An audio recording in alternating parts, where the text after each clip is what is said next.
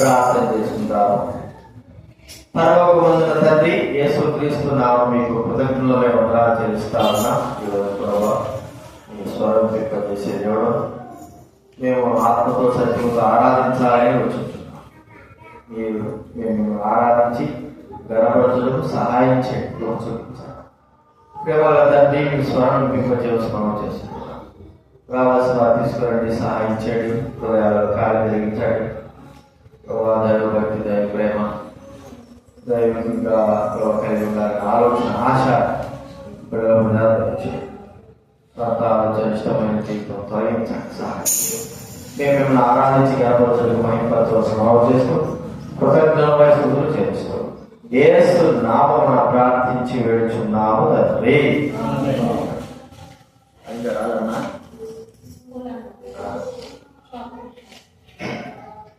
దేవుడి వాక్యంలో మనము ఆరాధనలో ప్రవేశిస్తాము.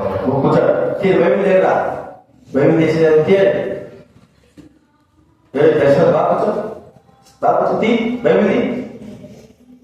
బైబిల్ తీసి తెచ్చుకోండి.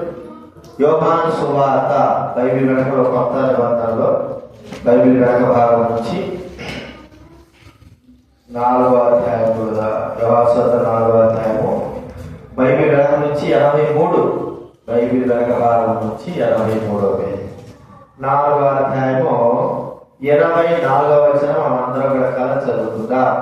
యోహాను సువార్త 4:24 బైబిల్ వెనక భాగం నుంచి 83వ పేజీ అందరూ చదువుతుందా? దేవుడు వాక్యం పరిగణనాలు కూడా గట్టిగా సంపీనంగా 4.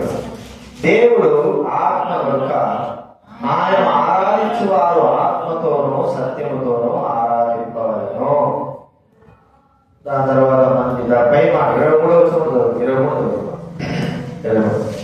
అయితే యథార్థముగా ఆరాధించు వారు ఆత్మతోనూ సత్యముతోనూ తండ్రిని ఆరాధించు కావలసినది. అది ఇప్పుడు వచ్చేటది. తను ఆరాధించు వారు అట్టివారే కావాలని తండ్రి కోరుచున్నాడు. కాబట్టి ఇంకొక మాట చూసుకుందాం. లూకాసు వార్త 10:27.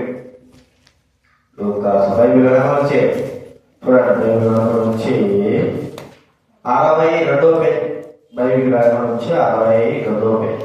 లూకాసు వార్త 10వ అధ్యాయము 27వ వచనం అందరూ కూడా కలిసి చదువుకుందా. దేవుడు వారు కూడా 27. అతడు నీ దేవుడనే ప్రభువును నీ పూర్ణ హృదయంతోనూ, నీ పూర్ణ మనస్సుతోనూ, నీ పూర్ణ శక్తితోనూ, నీ పూర్ణ వివేకముతోనూ ప్రేమింపవలనని నిన్ను వలె నీ పొరుగువారిని ప్రేమింపవలని వ్రాయబడి ఉన్నదని చెప్పేది.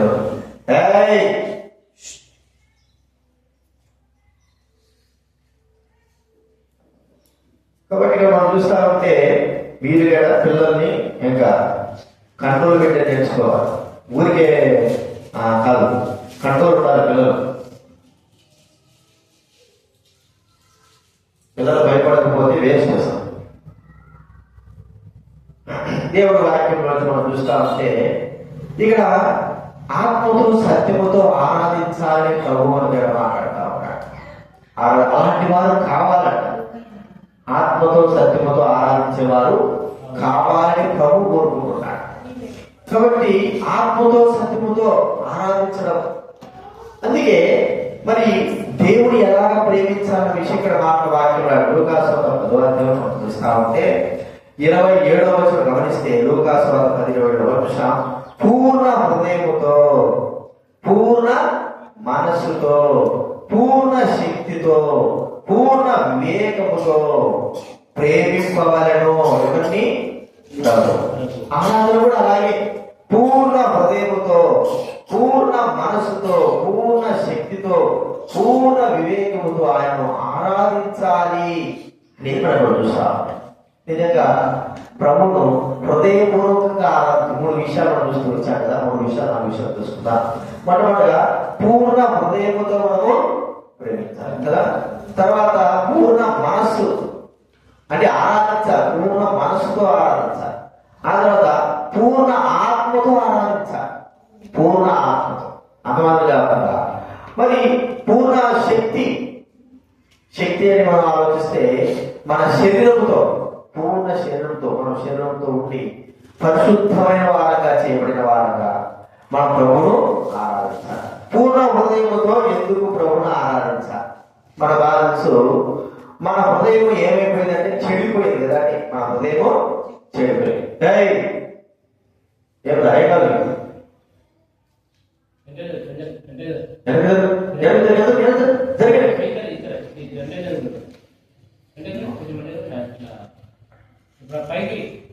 ఈర్మియా గ్రంథం 17వ అధ్యాయం. ఈర్మియా గ్రంథం 17వ అధ్యాయం. ఈర్మియా గ్రంథం 17వ అధ్యాయము 9వ వచనం చదువుకుందా. ఈర్మియా గ్రంథం 17:9. బైబిల్ మధ్యలో నుంచి 642 పేజీలు అన్నమాట. బైబిల్ మధ్యలో నుంచి 647. అందరూ చదువుకుందాం. హృదయము అన్నిటికంటే మోసకరమైనది, అది ఘోరమైన వ్యాధి కలది, దాన్ని గ్రహింపగలవాడెవడు? ఎలాంటిదంటే హృదయము మోసకరమైనది, ఘోరమైన వ్యాధి కలిగినది. ఘోరమైన మోసకరమైన బైబిల్లో చెప్పేమాట. హృదయములో వారు చెడిపోయి ఉన్నారు. బైబిల్లో చెప్తా ఉంది, హృదయముతో వారు చెడిన హృదయము. ఏ హృదయం అది? చెడిన హృదయం. కాబట్టి చెడిన హృదయంతో మానవుడు ఉన్నాడు. హృదయం అంతా కూడా చెడిపోయి ఉన్నది. ఎలాగైతే ఘోరమైన వ్యాధితో నిండునటువంటిదిగా మనం చూస్తా ఉంటున్నాం. కాబట్టి దుష్ట హృదయము, చెడిన హృదయము, అతిక్రమ హృదయము, మోసకరమైంది, చెడుతో. చూడండి, మనం చూస్తా ఉంటే ప్రసంగి గ్రంథం 9వ అధ్యాయం. ప్రసంగి గ్రంథం 9వ అధ్యాయము 3వ వచనం. ప్రసంగి గ్రంథము 9వ అధ్యాయం 3వ వచనం ఏముంది చూడండి. అందరికీ ఒకటే గతి సంభవించును, ఇది బహు దుఃఖకరము, మరియు నరుల హృదయము చెడుతనముతో ఏమైందంటే నిండింది. చెడుతనముతో, చెడు హృదయము అని మాట. సామెత గ్రంథంలో కూడా చూడండి 26-23. సామెతలు 26-23. సామెతల గ్రంథము. చెడు హృదయము. ఏ హృదయం అది? చెడిపోయిన హృదయం. చూడండి, మరి ఒక స్త్రీలు మనం చూస్తా ఉంటే మన యోహాను సువార్తలో 8వ అధ్యాయం గమనిస్తే ఆమె జీవితము చెడిపోయింది. 8వ అధ్యాయం చూడండి. యోహాను సువార్త 8వ అధ్యాయం 8వ అధ్యాయము 4వ వచనం. 8వ అధ్యాయం 4వ వచనం. మొదలుగా ఈ స్త్రీ వ్యభిచారము చేయుచుండగా పట్టుబడెను. శరీర సంబంధంగా తాను చెడిపోయి ఉండడమే కాకుండా హృదయం కూడా చెడిపోయింది. చెడిపోతే శరీరం చెడిపోవడానికి అర్థం ఏంటంటే పాప సంబంధం, పాపానికి అతను లోనైనప్పుడు హృదయం కూడా చెడిపోయి ఉంటారు. ఇలా ఇక్కడ మనం చూస్తా ఉంటే ఈమె హృదయం అంతా కూడా చెడిపోయింది. ఎలాగా వాళ్ళ బ్యాలెన్స్ గమనిస్తే యేసుప్రభువు అన్నాడు, హృదయంలో నుండి అన్ని బయట వస్తున్నాయి కదండి. యోహాను సువార్త. కూర్చో కూర్చో కూర్చో వద్దే కూర్చో. ఎవరు పోదు బయటికి? ఎందుకు పోతారు అసలు మీరు ఇప్పుడు? ఇందాక పోయి కూర్చో కూర్చో. ఏం కాదు, కూర్చో. ప్రార్థన అయిపోయిన తర్వాతనే పోవాలి. ఎవరు బయట పోకూడదు, కూర్చో. చూడండి, మార్కు సువార్త 7వ అధ్యాయం. ఎందుకు బయటికి రాడు? బయటికి పోవద్దు. ఇంకా ముందుగానే అయిపోయేవారు. మార్కు సువార్త 7వ అధ్యాయం బైబిల్ వెనక భాగం నుంచి 37వ పేజీ. ఒకరు పోతే అందరు పోతారు. 7వ అధ్యాయము 37వ పేజీ నెంబర్ మార్క్స్ వార్త 7వ అధ్యాయం 27. లోపల నుండి అనగా మనుషుల హృదయములో నుండి దురాలోచనను, జారత్వమును, దొంగతనమును, నరహత్య, వ్యభిచారమును, లోభమును, చెడుతనమును, కృత్రిమమును, కామ వికారమును, మత్సరమును, దేవదూషణయు, అహంభావమును, అవివేకమును వచ్చును. ఈ చెడ్డవన్నీ లోపల నుండే బయట వెళ్ళి మనుష్యుని అపవిత్రపరచుచున్నవి. ఎక్కడి నుంచి వచ్చినాయండి? హృదయములో నుండి. ఎక్కడ ఉంది కదా, 27 లోపల నుండి అనగా మనుషుల హృదయములో నుండి బయటకు వచ్చినాయి. ఇవన్నీ కూడా వచ్చి మనుషులు ఏం చేస్తున్నాయి? అపవిత్రం చేస్తుంటున్నాయి. హృదయ అపవిత్రత. అందులో ఇక్కడ యోహాను ఎందుకు చదువుకున్నాం కదా, ఆమె ఎవరు? జారత్వం కదండి. ఇక్కడ రెండవ మాటే 27 జారత్వమును, తర్వాత వ్యభిచారమును. దీన్ని బట్టి ఆమె జీవితం ఏమైపోయిందంటే మనం చూస్తే చెడిపోయాడు అంతా కూడా.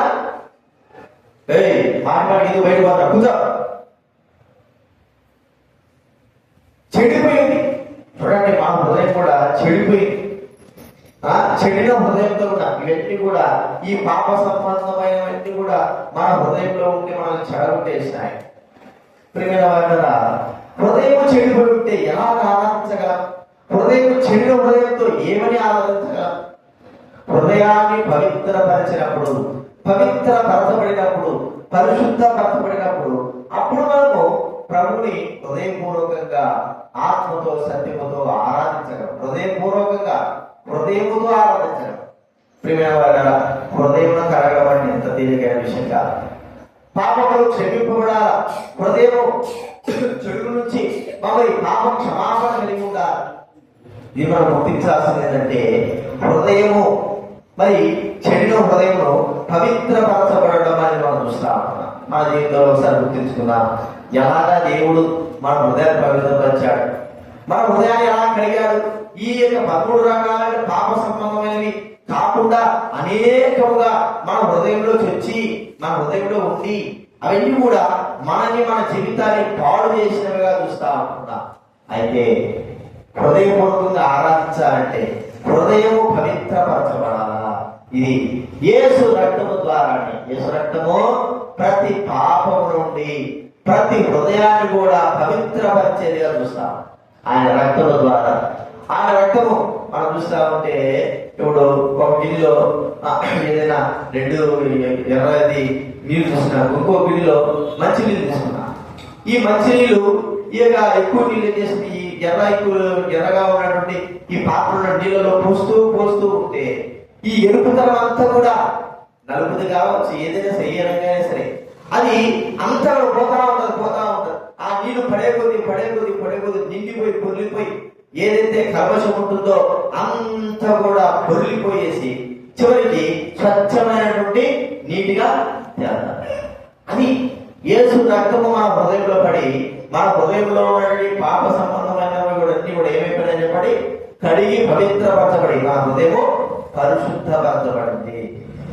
ఈ పాప సంబంధమైన స్త్రీ తన ప్రభు అయిన యేసుక్రీస్తు మాట ద్వారా తన హృదయము పవిత్రపరచబడింది. చెడిన హృదయంతో ఉన్న ఆమె జీవితము పవిత్రముగా చేయబడింది. మన జీవితాలు కూడా అలాగే అయినాయి. ఆయన గుర్తించుకొని హృదయముతో, ఆత్మతో, హృదయపూర్వకంగా ఆరాధించే వారంగా మనము ఉండాలి. కానీ హృదయంతో ఎందుకు ఆరాధించాలంటే, చెడిన హృదయాన్ని దేవుడు ఏం చేశాడు? బాగు చేశాడు. ఆయన రక్తము చేత కడిగి పవిత్రపరిచాడు. రెండవదిగా మనం చూస్తా ఉంటే పూర్ణ మనసు కదండి. లూకాసు చదువుతున్నాం కదా, నీ పూర్ణ హృదయంతోనూ నీ పూర్ణ మనసుతోనూ. ఎందుకు? ఆయన మరి మన మనసు ఏమైందంటే అంధకారమైన మనస్సు. ఏమైంది చెప్పండి? మన మనసు అంధకారంలో ఉన్నది. బైబిల్ మనం చూస్తా ఉంటే అంధకారమైన మనసు అనే మాట చూడండి. ఈ మనస్సు అంధకారంలో అన్నమాట.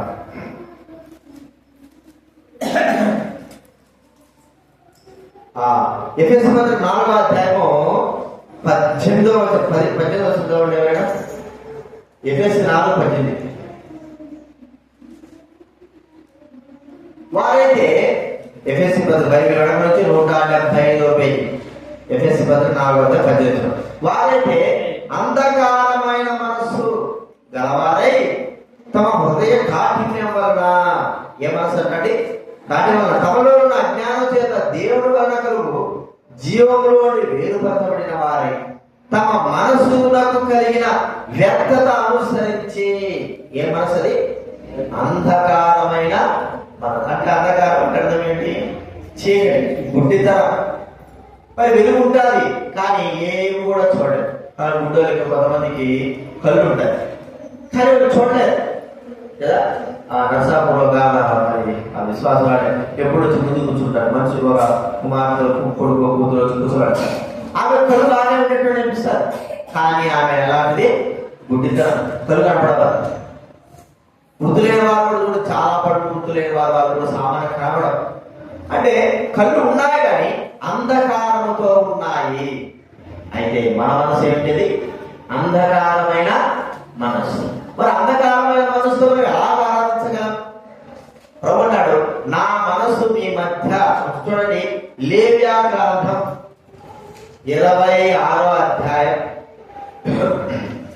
బైబిల్ ముందు భాగం వస్తుంది. బైబిల్ ముందు నుంచి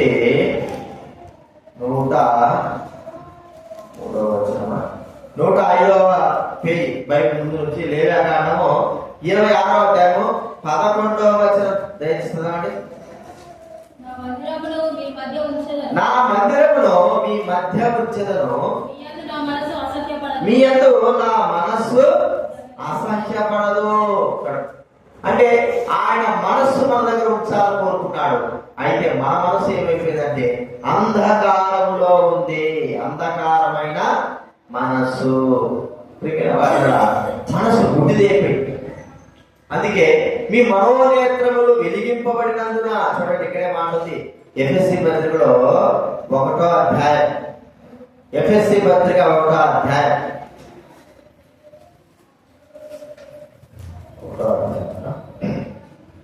17వ వచనం కాబట్టి ఎఫెసీ 1:17. మరియు మీ మనోనేత్రములు వెలిగింపబడినందున, ఏ మనోనేత్రాలు? ఏ నేత్రాలు అవి? మనోనేత్రాలు అంటే మనస్సు కదా. ఇంకో మాట ఉంది, మీ 2 కొరింథీ 4వ అధ్యాయం 4వ వచనం. 2 కొరింథీ 4వ అధ్యాయం 4వ వచనం. క్రీస్తు మహిమను కనపరచు సువార్త ప్రకాశము ఈ యుగ సంబంధమైన దేవత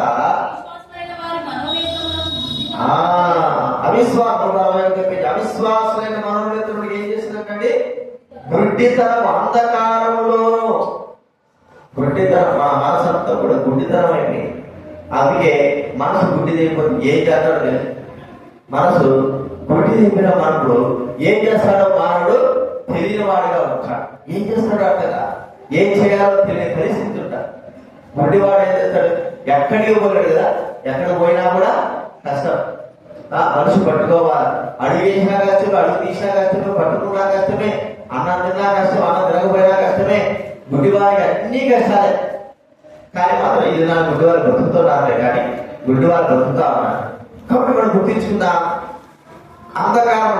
ఈ మనస్సును ఆయన ఏం చేశాడంటే వెలిగించాడు. ఆరిపోయినటువంటి ఆ మనస్సును ఏం చేశాడు? ఆయన వెలిగించాడు.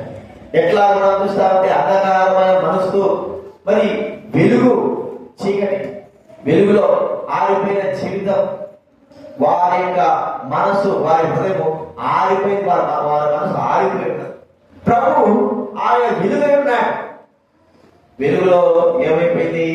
గుడ్డితనం అంతా కూడా పోయింది. వెలుగులో గుడ్డితనం అంతా పోయింది. ఎప్పుడైతే యేసుక్రీస్తు వారి యొక్క వెలుగు మన హృదయాలలోకి వచ్చిందో,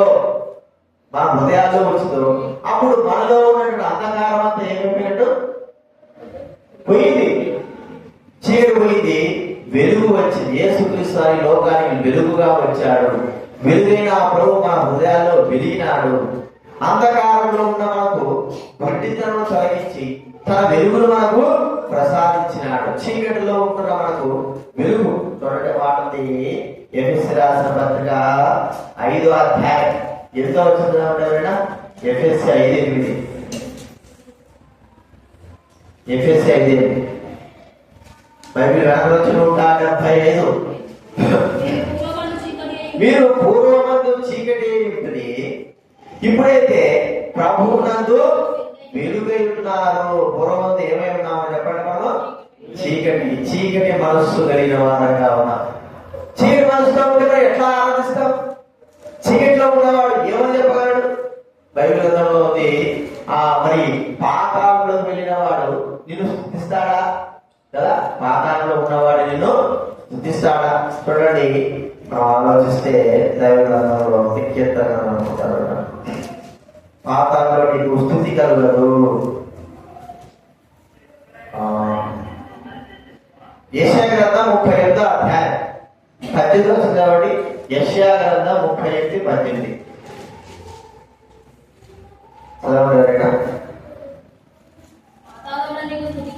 పాతాళంలో నీకు స్తుతి కలగదు. ఎవరు? మృతి నీకు కృతజ్ఞతాస్తుతి చెల్లింపదు. చూడండి, కీర్తన 31వ అధ్యాయంలో 17వ వచనం కూడా మాట చూడండి. కీర్తన గ్రంథం 31:17. యెహోవా, నీకు మొరపెట్టి ఉన్నాను, నన్ను సిగ్గుపడనీయకము. భక్తిహీనులు సిగ్గుపడుదురుగాక. పాతాళమునందు వారు మౌనులై యుద్ధులు. పాతాళం ఎట్లుంటామో చెప్పండి, మౌనంగా స్తుతించం. ఎందుకంటే పాతాళంలో స్థుతి అనేది ఉండదు. అది ఏమిటి? పాతాళం అనేది అంధకారము. ఏంటంటే అంధకారం. అంత కూడా వెలుగుంటే కదా, వెలుగు లేదు కాబట్టి వెలుగులో మరి ఏమి కూడా కనబడదు. వెలుగులో ఏం కూడా మరి చూడలేం. చీకటిలో ఏం కూడా చూడలేం. అంత కూడా వెలిగే. కానీ పాతాళంలో చీకటి ఉంది కాబట్టి ఎవరు వస్తుంది? ఆ చీకటే మన హృదయాలు ఉన్నది. అదే చీకటి మన హృదయాలు ఉంటే యేసుక్రీస్తు వారు ఎప్పుడైతే మన హృదయాల్లోకి వచ్చాడో అప్పుడు ఆ చీకటి ఏమైపోయింది కదా. యేసుప్రభువు అన్నాడు, తండ్రి దేవుడు అన్నాడు, చాలా వెలుగు కలుగుడుగాక అంటే భూమి పైన అగాధతలో చీకటి కమ్మి ఉన్నాయి. ఎప్పుడైతే వెలుగు వచ్చిందో ఆ చీకటి అంతా కూడా ఏమైపోయింది? వెలిపోయినట్టే. అంధకారమైన మనసులో ఉన్న మనని యేసుక్రీస్తు మన హృదయంలోకి రావడం ద్వారా మన హృదయము, మన మనసు ఏమైపోయినట్టే వెలిగింపబడింది. కాబట్టి ఆత్మతో హృదయముతో ఆరాధించాలి, మనసుతో కూడా ఆరాధన. ఎందుకు మనసుతో ఆరాధించాలంటే ఎందుకు ఆరాధించాలి? మనసుతో ఎందుకు ఆరాధించాలి? హృదయముతో ఎందుకు ఆరాధించాలి? మనసుతో ఎందుకు ఆరాధించాలి? ఎక్కడున్నాయి మనసు? మీ హృదయాన్ని, మనసుకి ఆలోచించాలని చెప్పాలి. చెప్పునా? హృదయముతో ఎందుకు ఆరాధించాలి? చెడిపోయిన హృదయాన్ని ఏం చేశాడు ఆయన? బాగుపరిచాడు. మరి మనసుతో ఎందుకు ఆరాధించాలి? ఎందుకు ఆరాధించాలి మనసుతో? మైండ్ వెళ్ళలేదు. మనసుతో ఎందుకు ఆరాధించాలి? అంధకారంతో ఉన్న మనసు, అంధకారం చీకటితో ఉంది. దాన్ని ఏం చేశాడు ప్రభు? ఆయన రావడం ద్వారా వెలుగు వచ్చి చీకటిలో ఉన్న వాళ్ళని వెలుగులోకి తీసుకొచ్చినందుకు మనసుతో మనము ఇది గుర్తించుకోవాలి. తర్వాత మరి మూడవ చూస్తారంటే ఆత్మతో ఆరాధించాలి. ఆత్మతో మన బాగా తెలుసు. ద్వితీయోపదేశ 5వ ద్వితీయోపదేశ కారణం బైబిల్ ముందు నుంచి బైబిల్ 6వ అధ్యాయం బైబిల్ ముందు నుంచి 151 6వ అధ్యాయం 5వ వచనంలో చదవడం మాట. నీ పూర్ణ హృదయంతోనూ నీ పూర్ణ ఆత్మతో ఏం చేయాలి? ప్రభువును ఆరాధన. ఎందుకు ఆరాధించాలి? పూర్ణ ఆత్మతో. ఆత్మతో ఎందుకు ఆరాధించాలి అని మనం గుర్తిస్తే మన ఆత్మ చచ్చిపోయి ఉన్నది కదండి. మన ఆత్మ ఏమైపోయింది? చచ్చిపోయింది. మీరు మరి పాపములు బట్టి అపరాధము లేదా చచ్చిన వారై ఉండగా ప్రభు అన్నాడు కదా ఆదికాండం 3:2 నీవు ఈ పళ్ళు తినాలని ఏమైపోతావు చెప్పాడు కదా. చెప్పినప్పుడు వెంటనే ఆదాము ఏం చేశారు, వారు దేవుడి మాటను మరి విన్నప్పటికీ కూడా ఆ పండును మంచి చెడ్డలు తినిపించి వృక్షఫలాన్ని తిన్నారు. తిన్న వెంటనే వాళ్ళు ఏమైపోయినారు, చచ్చిపోయారా? కానీ వాళ్ళ ఆత్మ చచ్చిన స్థితిలోకి వెళ్ళిపోయింది. అదే స్థితి మనం ఆత్మతో ఎందుకు ఆరాధించంటే చచ్చిన మనల్ని ఆయన బ్రతికిస్తున్నాడు. ఎలాగా అక్కడ మనం చూస్తే ఎఫెసీ పత్రిక 2వ అధ్యాయం 1వ వచనం. ఎఫెసీ పత్రిక 2వ అధ్యాయం 174 పేజీ నంబర్. ఎఫెసీ పత్రిక 2వ అధ్యాయము 1వ వచనం చదవండి. మీ అపరాధముల చేతను మీ పాపముల చేతను మీరు చచ్చిన వారై ఉండగా ఆయన మిమ్మల్ని ఎట్లా బ్రతికించండి, క్రీస్తుతో కూడా బ్రతికించను. అపరాధముల చేత పాపముల చేత చచ్చిపోయిన వారము. కాబట్టి ప్రియమైన వారలారా, మరి చచ్చినటువంటి మనల్ని ఆ ప్రభువైన దేవుడు మనల్ని బ్రతికించాడు. వాడు చెప్పుకోవాలంటే లాజరు మనం గమనిస్తే లాజరు చచ్చిపోయి ఎన్ని దినాలు అయిపోయింది? 4 రోజులు అయిపోయింది. 3 రోజులు కాదు. ఎన్ని రోజులు? 4 రోజులు అయిపోయిన తర్వాత మరి అతను మామూలు చనిపోయినాడు. తన శరీరము కులిపోతా ఉంటే ప్రభు అయిన దేవుడు మరి అక్కడ వచ్చి యేసుక్రీస్తు చెప్పిన మాట, లాజరు బయటికి రా అన్నా కానీ చచ్చిన తన జీవితము తిరిగి బాగు చేయబడితే బ్రతికాడు. ఆత్మలో బ్రతికిన వాడుగా మనం చూస్తా ఉన్నాం. అనేకమైన వారు ఎంతో మంది పాపం బట్టి అపరాధం బట్టి తమ ఆత్మలో చచ్చిన వారే ఉన్నారు. అయితే ప్రభువైన దేవుడు తన కృపను బట్టి దయను బట్టి ఆయన వాళ్ళు బ్రతికించాడు. ఎట్లా బ్రతికించినాడు? ఆయన చచ్చిపోయి మనకు జీవాన్ని ఇచ్చాడు కదండి. మనకు బాగా తెలుసు, ఎవరైనా చచ్చిపోతున్నారు అనుకోండి, బ్రెయిన్ డెడ్ తో చచ్చిపోతారు. వాళ్ళు శరీరాలు పనిచేస్తూ ఉంటాయి కానీ వారికి కోమాల నుంచి బయటికి రారు. వారు చచ్చిపోయిన దానికి లెక్కేస్తారు. అప్పుడు ఏం చేస్తారంటే వారి అవయవాలను దానం చేస్తారు. ఎవరికైనా కిడ్నీలు పోయినాయనుకో వెంటనే కిడ్నీలు పోయిన వాళ్ళందరూ కూడా ఒక ఏదో ఉంటారు. ఆ కిడ్నీ పోయిన వాళ్ళకి ఉన్నారంటే ఒక అతను చచ్చిపోయి ఉన్నాడు, కిడ్నీ చనిపోయాడు తీసుకోవచ్చు అన్నప్పుడు వెంటనే ఆ కిడ్నీలు తీసేసి ఆ వ్యక్తి అర్పిస్తారు. చచ్చిపోయినాడు వ్యక్తి గుండె హార్ట్ ప్రాబ్లం ఉంది, గుండె మార్చాలి, వెంటనే గుండె తీసేసి మరి గుండెను పెడతారు.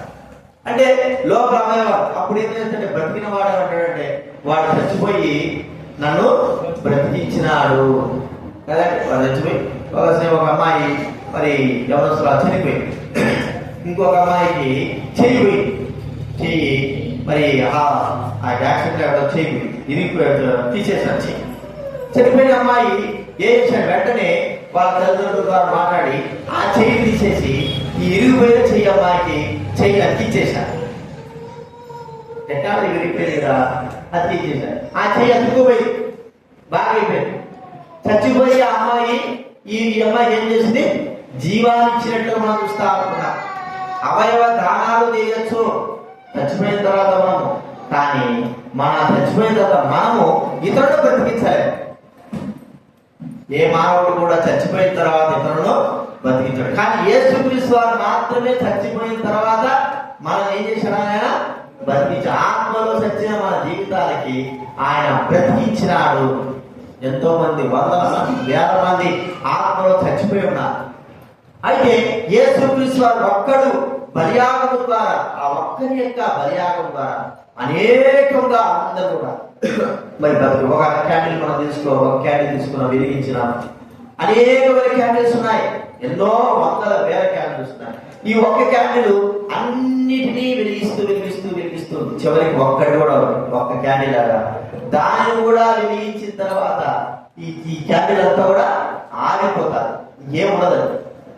అన్ని వెలిగించిన తర్వాత ఆగిపోతుంది. అంటే అర్థమేంటి, అది ఒక్కటి అది వెలుగుతూ ఉన్నప్పుడు అన్నిటిని కూడా వెలిగించినట్లుగా మన జీవితంలో గుర్తించుకుంటే యేసుక్రీస్తు వారు మనల్ని చచ్చిపోయిన మన జీవితాలను, ఆత్మలో చచ్చిపోయిన మనల్ని ప్రభు బ్రతికించి ఉన్నాడు.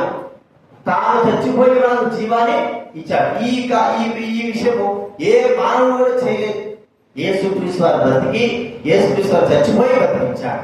ప్రతి ఒక్కరు కూడా మరి చంపేసేవారుగా, వాళ్ళు కూడా చచ్చిపోయేవారుగా ఉంటారు, కానీ బ్రతికించారు అని మనం గుర్తించుకోవాలి.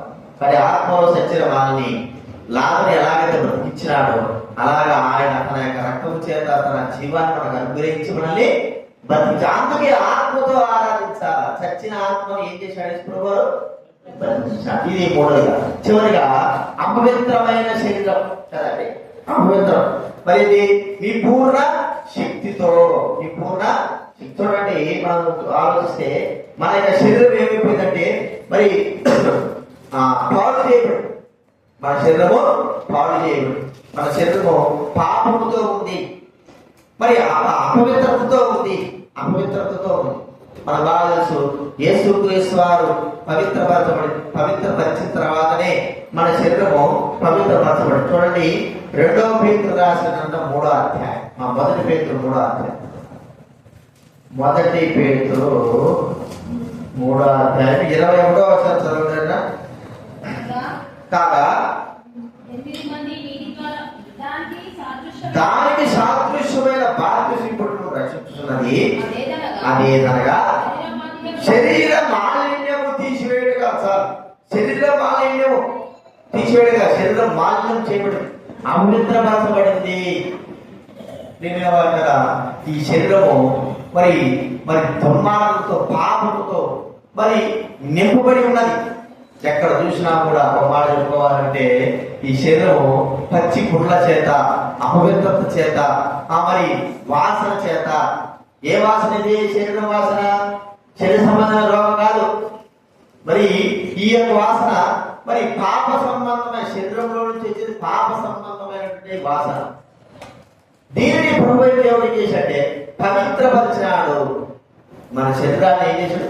ఎందుకు పూర్ణ శక్తితో మనము ప్రభువును స్తుతించి ఆరాధించాలి, గణపరచాలంటే మరి నాశనమైపోయి మట్టిలో మట్టి కలిసిపోయేది, వాసన వచ్చేది, చెడుతో కుళ్ళిపోయేటువంటి ఈ శరీరమును పాపము చేత మరి అంతటి చేత అపవిత్రతతో నిండబడినటువంటి ఈ శరీరమును ప్రభువైన దేవుడు చేశాడే, పవిత్రపరచాడు. యేసు రక్తము ద్వారా మన శరీరం అంతా కూడా పవిత్ర పరచబడింది. అందుకే పవిత్రపరచబడి ఏమైందంటే ఆయనకు ఆలయముగా చేయబడింది. పవిత్రపరచబడినటువంటి మన శరీరము ఆలయం.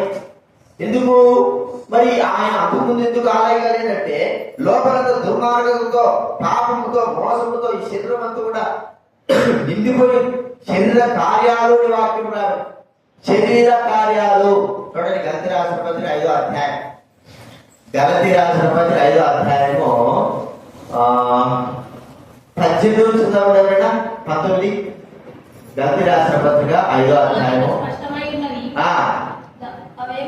అవేమనగా జారత్వము, అపవిత్రత, కాముకత్వము,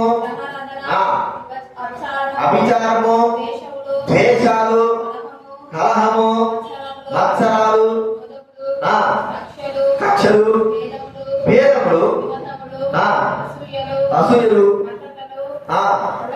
అల్లరితో కూడిన ఆటపాటలు, ఇవన్నీ కూడా ఏ సంబంధమైనవి? శరీర సంబంధమైన, శరీరం ద్వారా జరిగించే క్రియలు, శరీర క్రియలు.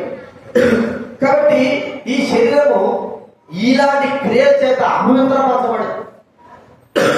ఎర్రతో ఉండడం కాదు, లేక తెల్లతో ఉండడం కాదు, లేక అందమైన ఆ శరీరం కలిగిన వారు కాదు, లేకపోతే మంచి బలమైనగా ఉండడం కాదు, మంచి వాసనగా చెట్టు కొట్టుకోవడం కాదు. ఈ లోక సంబంధం, పాప సంబంధమైన వాటి చేత ఈ శరీరం ఏమైపోయింది? పాప అపవిత్రపరచబడింది. పై మాత్రం మనం ఏం చేస్తున్నాము? చెట్టు కొట్టుకుంటున్నాం, లేకపోతే ఏదో పౌడర్ రాస్తాం, అవి చేస్తాం, ఇది చేస్తాం. అది ప్రాముఖ్యం కాదు. వాటి ద్వారా మన శరీరం యొక్క వాసన పోయేది కాదు, చెడిపోయినది, శరీరమే చెడిపోయింది. అయితే ప్రభువైన యేసుక్రీస్తు తన రక్తము చేత చెడినటువంటి మన శరీరాన్ని ఆయన బాగు చేశాడు. అందుకే మన శక్తితో బాగు చేయడమే కాదు, ఒక ఇంటిని మనం శుభ్రం చేసినాము ఒక 22 సంవత్సరాలు ఒక ఇంట్లోకి రాలేదు, మనము అలాగే ఉన్నాము. ఏమైపోయినా ఆ 2 సంవత్సరాలు ఇల్లు దుమ్ముతో, బూజుతో, వాసనతో, ఇంకేమంటే వాసనతో, చెడు వాసనతో, ఇక ఒకవేళ ఆ ఇంట్లో ఏమన్నా ఎలకలు కానీ పందులు కానీ చచ్చిపోయాక, పందికొక్కలు చచ్చిపోయాక ఇంకా వాసనతో ఇంకా చెడిపోయింది ఆ ఇల్లంతా కూడా. వెంటనే ఆ ఇంటి నిర్మాణాలు వచ్చిన తర్వాత దానంతా కూడా తోసేసి కడిగేసి మంచిగా పిడాయిలు వేసి అన్ని చేశారనుకో, మంచిగా ఏమైపోతుంది, నివాస యోగ్యంగా మారదు. అలాంటిదే మన శరీరం నశించిపోయి పాపంతో మన శరీరాన్ని ఏం చేశాడంటే ప్రభు తన రక్తం చేత కడిగి పవిత్రపరిచి తన ఆలయంగా చేసుకున్నాడు. చూడండి, కొరింథీ రాసిన మొదటి పత్రిక